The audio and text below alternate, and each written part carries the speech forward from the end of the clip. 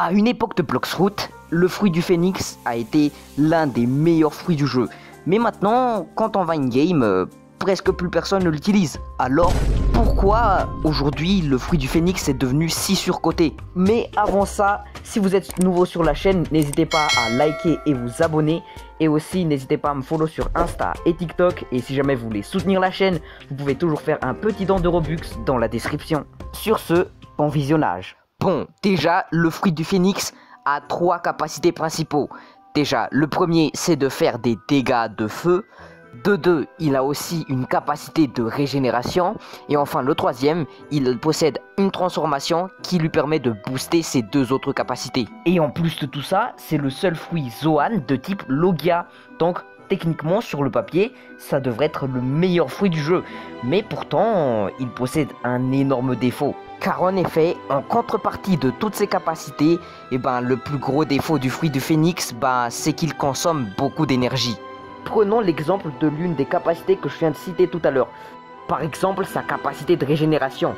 En vrai, c'est pas vraiment de la régénération, mais c'est plutôt qu'il convertit sa barre d'énergie en barre de vie. Donc, en utilisant cette capacité, tu peux très vite tomber à court d'énergie. Et ça, malheureusement, en PvP, c'est assez désavantageux parce que même si t'es full vie, vu que t'as pas d'énergie, tu peux pas attaquer, ce qui veut dire que tu vas quand même finir par crever, quoi. En vrai, si tu veux vraiment une stratégie qui est basée sur la régénération, vaut mieux utiliser un style de combat comme Sanguinart par exemple. C'est un style de combat qui te permet de te régénérer à chaque coup que tu portes à l'adversaire sans dépenser d'énergie. C'est overcheat. Et en plus, l'une des capacités principaux de ce fruit, c'est sa capacité de feu. Et là aussi, il y a déjà plein d'autres fruits qui le dépassent dans ce domaine. Comme le fruit du dragon ou Kitsune par exemple.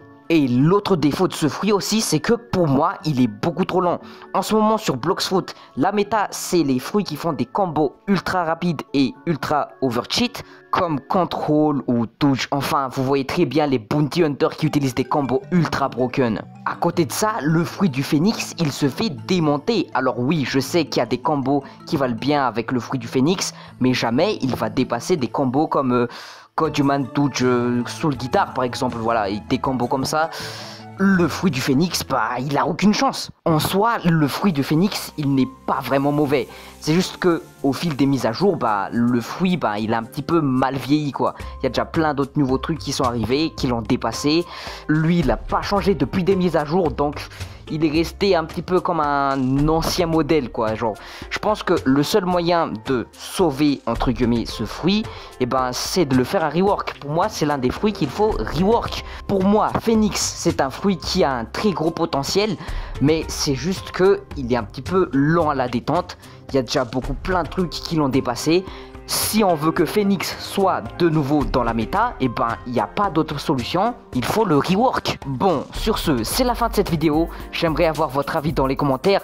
Et dites-moi si ce genre de format vous plaît parce que c'est ma toute première vidéo dans ce style. Dites-moi en commentaire si vous aimez bien ou pas. Sur ce, c'était Banascar, à la prochaine, à plus.